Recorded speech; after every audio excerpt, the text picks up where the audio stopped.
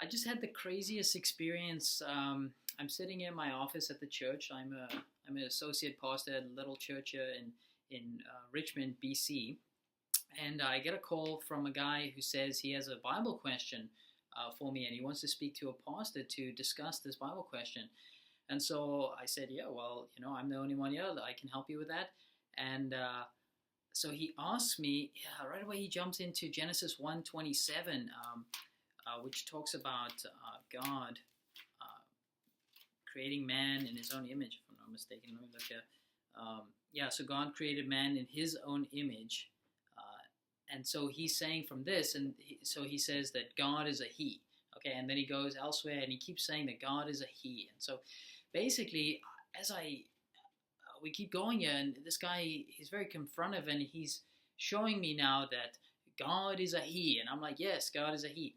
And but basically, what he's taking issue here is with the Christian teaching that God is that there is one God existing eternally in three persons. Okay, so he's saying the Bible does not teach that God is three persons, that God is only one person because a He is one person. Okay, so this is his case, and he's making this, and shoot, it was crazy. We're bouncing all over the New Testament. We're reading Colossians, we're reading Hebrews, and Nelson, that's the man's name. Nelson is a genius. He's very smart, very bright. He knows a lot of Greek. He's using Hebrew. He's using all the tools that theologians use and Bible scholars use to discuss theological questions like this. He's also talking about the councils, Nicaea. He's talking about the Athanasian Creed and how the Christian church has been. People like me, we've been brainwashed by this Athanasian Creed, and all the people hence have been espousing a false view of God. And so he's saying, we need to get back to the Bible, and the Bible teaches that there's only one God, and this one God is only one person, because it's irrational to talk about one God and three persons, because he's saying essence and person are connected, and so you cannot have only one essence and multiple persons. Okay, so man, but it was just, I asked him eventually, I said, okay, so what organization are you representing? What are you telling me now that I should be following you? And so he basically, at that point, he revealed that he's, first he wanted to say, no, I'm just with the Bible, I'm just with Jesus, I'm just with God, and you need to get on board now. But eventually he said, it seems like he's a Jehovah's Witness.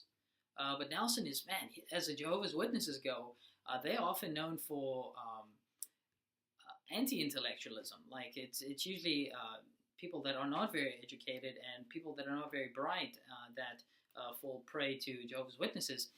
But in fact, this our friend here, Nelson, he was very brilliant and very skilled, and I don't know. Obviously, he calls people up and wants to debate with them. So he has lots of experience in discussing these questions. He was quoting from Greek lexicons, not only from the standard lexicons, but he's quoting from Greek grammars, like Daniel Wallace's book, Beyond the Basics, a Greek grammar book. And just, he's ready to go. He is on a rampage trying to fight for the truth as he sees it. And I was trying to get a word in. He was very skilled, and he uses questions against me. So I asked him a question, and then he literally said, I'll answer you by asking you two questions in return. And that's just a very good debate tactic. You let questions do the work. As Greg Kokel says, never make a statement when the question will do the job for you. Anyway, so Nelson was pro at that. But he didn't really give me much time to respond. He was he got very heated, and so he'd get on a rant, and then he'd say stuff like, I don't have time for this, or you're not worth my time, and I don't want to listen to your lies. I'm tired of people lying to me like this. So I was like, whoa, okay, I've never met you. You called me, and we're trying to have a conversation here, and I want to be open to the truth, and what does the Bible really say? So can you help me? Let's look at this passage. So I go to Colossians 1 verse 16, 17, 18. I'm trying to think, well, that one looks to me like Jesus Christ created all things, that all things were created by Christ and for Christ. And he's saying, no, it's all other things because the Father created the Son, and then all other things were created by the Son.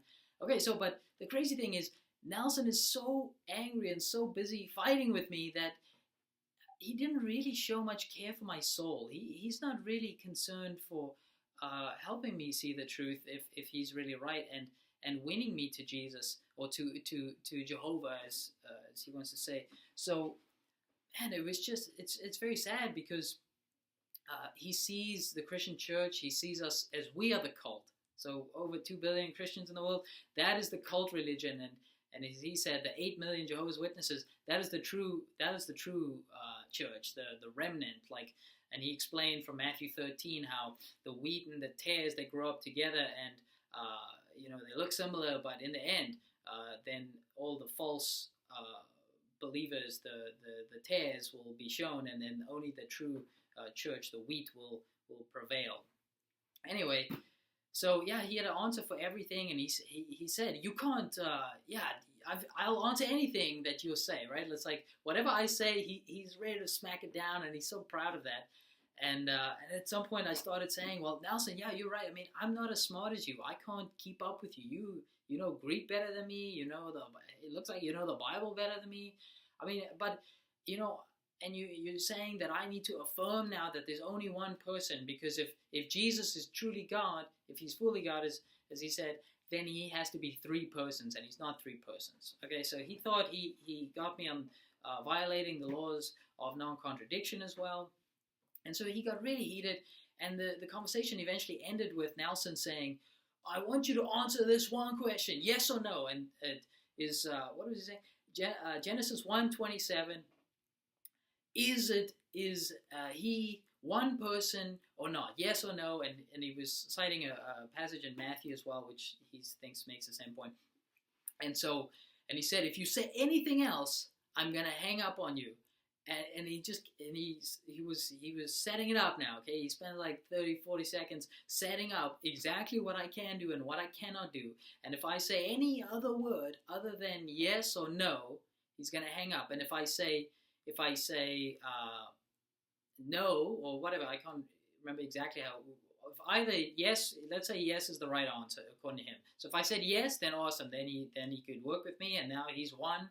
Now I'm not a Trinitarian. Now I've denied this false doctrine of the Trinity. And if I say the other answer, then obviously now he's won, and I'm a false heretic, and so he leaves me now. He's left me to Satan, I guess. And so either way, how I was going to answer that, I was going to be screwed. But even if I said anything else, he was going to hang out, because I'm not worth his time, obviously. And so I go and I'm trying to say, and I was shocked actually, and I said, what I said was, well, Nelson, thank you for calling, or I'm glad you called, or something like that, but he'd already hung up.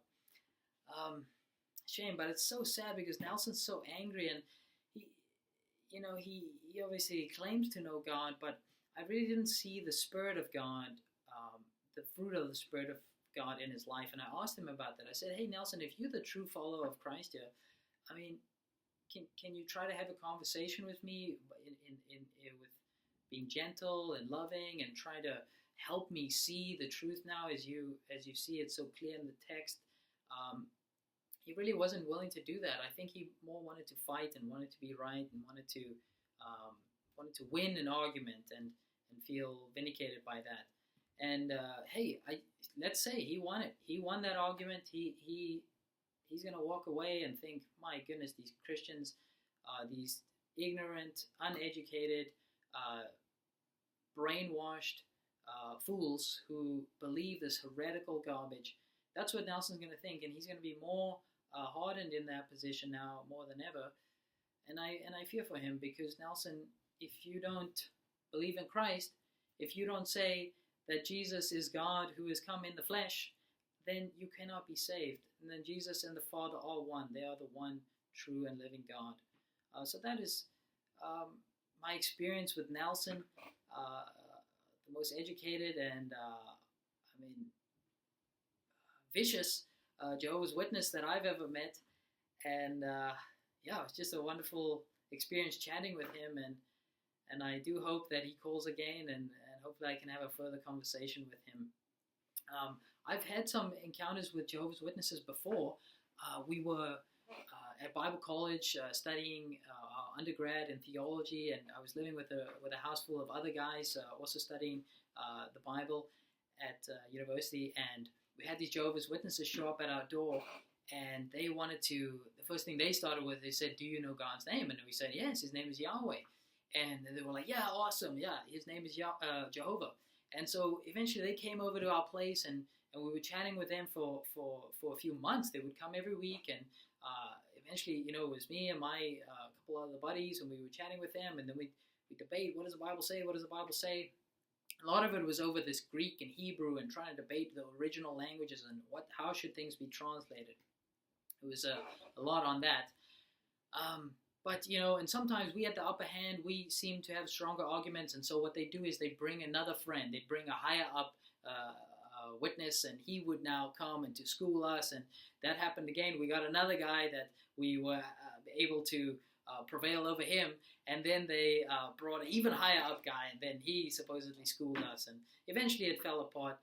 But yeah, this experience with Nelson was just at a whole different level, and I do pray to God that he will have mercy on Nelson, and that he will be able to reveal the truth to him. And yeah, and at the same time, I want to be open. I want to be very open to learning to interpret the Word of God as well as I can, and to be understanding the person of God, the nature, the nature of God accurately, and that is found here in His Word. But unfortunately, what Nelson is propounding there is a known heresy that was condemned all the way back in the 4th century.